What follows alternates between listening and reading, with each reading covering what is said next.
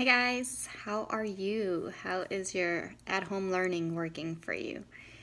I am sending a little video because Elizabeth brought up a really great question and I wanted to go ahead and answer that for everybody. So she was asking about, well, there were two parts of it. One of it is, what do you do when your child doesn't allow you to give them the full presentation? They keep interrupting, which is a very good question. So let me tackle that one first. If your child is under 3, they're likely not going to be able to hold their attention for you to show an entire presentation. You'll need to take turns. So everything with toddlers is collaborative. So you take a turn doing something, they take a turn. But you do have to start have this reverence for material and lessons. Oh my gosh, I have something new to show you. Come with me. This is where our hands go, right here or behind your back. And make it a big deal. And if they keep interrupting or if they're not even following that little instruction, then just put it away. Be like, oh man, all right, I guess not right now. We'll try it again later.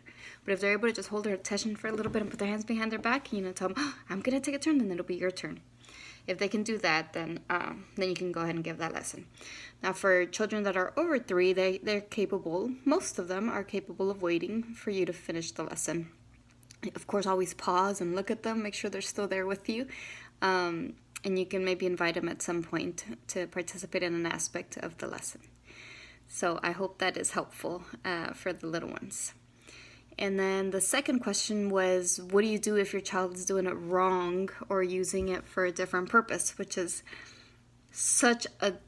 this is something that we debate and talk about so much as Montessorians. What is doing it wrong? What is appropriate and inappropriate use of material or work? So Elizabeth answered that on her own. She said, if she's not hurting herself, she's not hurting the material, she's not damaging it, and she's not damaging anybody's property or anybody's body, then it's probably valid exploration.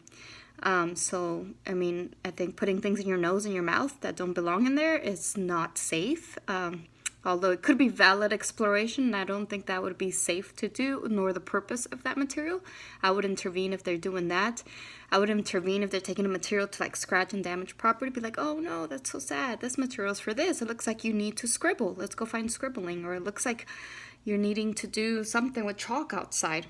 Finding whatever it is that they're telling you with their body, with their movements that they're needing, and interfere at that moment. However, if, for example, you showed them hand washing, but instead of hand washing, they're just pouring water back and forth. Brilliant. Just observe. Do not interrupt. A child that is focused and working, that is not misusing things, misusing mean they're not hurting the material, property, themselves, or others, do not interrupt. After you give that lesson, be quiet. Step aside, write down what you're observing.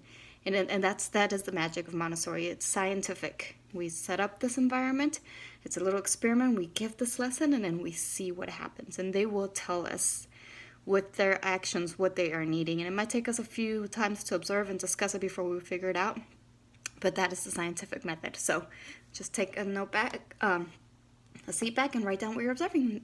And that would be amazing for us to share during our calls. Or you can also email me. And we can see what it is that they're doing with it, what skill they're working on, and how we can even provide more of that.